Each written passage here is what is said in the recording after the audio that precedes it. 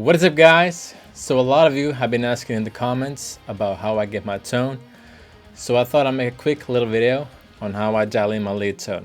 So let's dive in. Alright, so here's the lead section from one of my songs called Say Goodbye. It's a completely dry DI signal recorded straight into the audio interface, and it sounds like this. So we're gonna dial in the tone from scratch today. And I'm going to be using amp sims. So for my lead tones, I've been using this archetype Nolly plugin from Neuro DSP. And here you have 4 different amps to choose from and 4 different cabinets. But for my lead tones, I usually use this one, the second amp. And this is the default setting of this plugin with everything at noon. It sounds like this.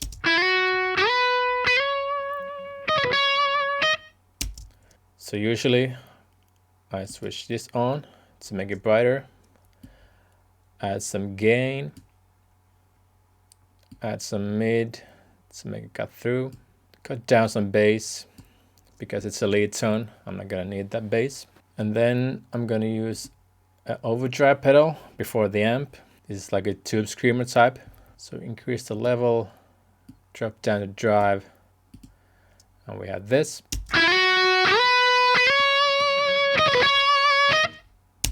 And that's basically it for the tone. Then we have a graphical EQ that I never use. Then the impulse response section that I barely touch. And lastly, we have the FX to make the lead tone shine. Here we have a delay.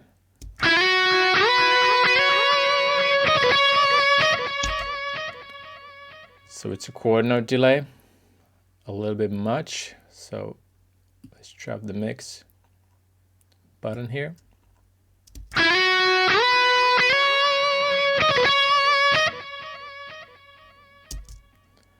Sounds pretty good.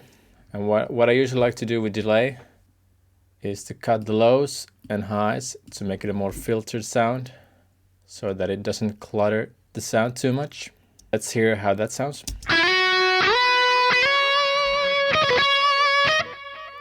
So now the sound is more clear with the delay further in the back. And then lastly we have the reverb. Let's add some decay for a bigger reverb and drop down the mix.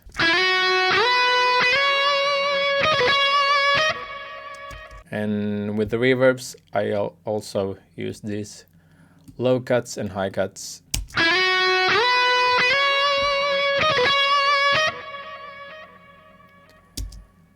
And that's basically my tone.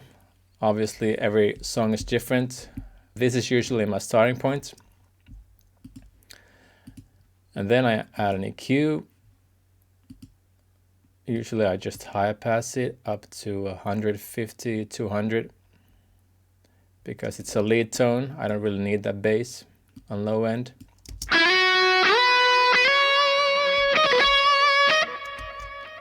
It sounds pretty thin on its own, but when you have a whole mix, you really don't notice that. Same for the highs. Since it's an amp sim, I usually like to cut the high end as well, because it can get a little bit fizzy. So let's do that.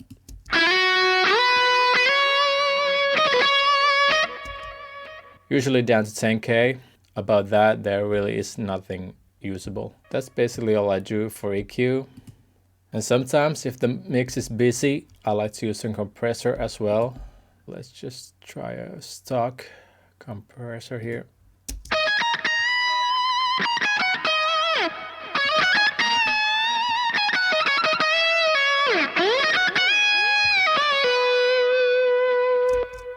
Usually about 3 dB of gain reduction. Without it,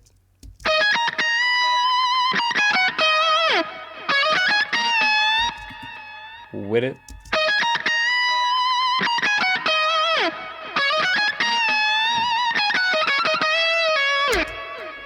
also really subtle, but it's more even and makes it cut through a little bit better in the mix. And that's all basically.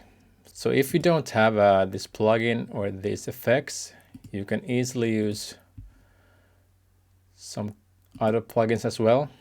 So now my tone is completely dry again.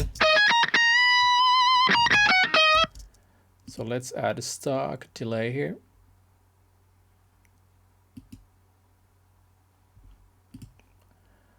So let's cut down the mix knob. Add some feedback. Quarter note. Cut some highs.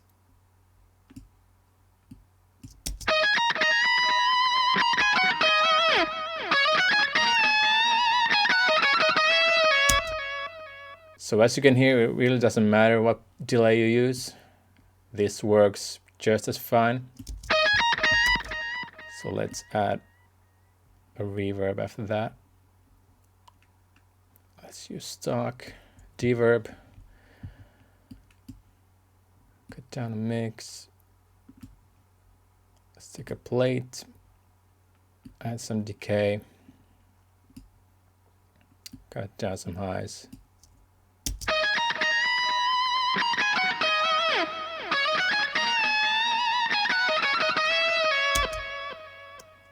So as you can hear, these work equally as good as the neural DSP effects.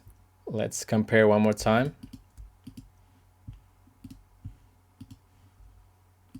Here's the neural effects.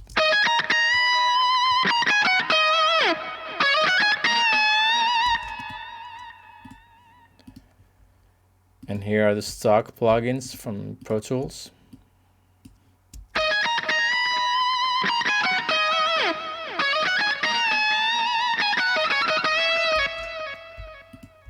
It sounds slightly different, but in a big mix, no one's gonna notice. That's how I dial in my lead tone. I hope you learned something, and I'll see you next week. Hej då!